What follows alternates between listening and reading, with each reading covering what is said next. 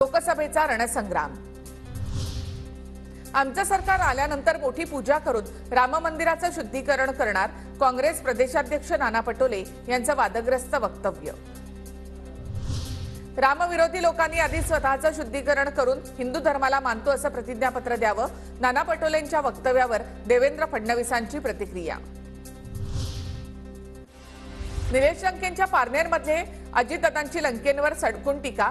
लंकेतुकीच चाडकी पत्ती, माझ्या नादी लागू नकोस, जे माझ्या नादी लागलेत त्यांचा पुरता बंदोबस्त केलाय, अजित पवारांचा निलेश लंकेंना इशारा। राज ठाकरेंच्या पुण्यातील सभेवर पावसाचं सावट। भाजपचे पुण्यातील उमेदवार मुरलीधर मोहोळ यांच्या प्रचारासाठी राज ठाकरे यांच्या सभेचं आयोजन। महायुतीच्या उमेदवारासाठीची ही त्यांची दुसरी सभा। भोसरीमधील अजित पवार आणि देवेंद्र फडणवीसांच्या सभेवर पावसाचं सावट। शिवाजीराव आढळराव पाटील आणि श्रीरंग बारणे यांच्यासाठी सभेचं आयोजन। सभास्थळावर सगळीकडे पाणीच पाणी।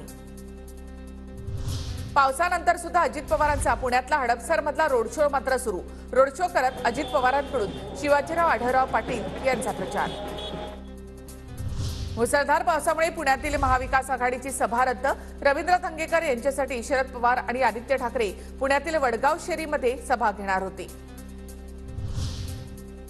खराब हवामानामुळे उद्धव ठाकरेंचा जालना दौरा रद्द। हेलिकॉप्टर उड्डाणास अडथळा। उद्धव ठाकरे संभाजीनगरमधील रामा इंटरनॅशनल हॉटेलमध्ये मुक्कामी।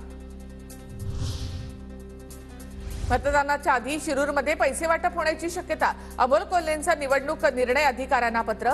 ज्याला जे वाटतं ते त्यांनी निवडणूक आयोगाला सांगावं, कोल्हेंच्या पत्रावर अजित पवार यांची प्रतिक्रिया।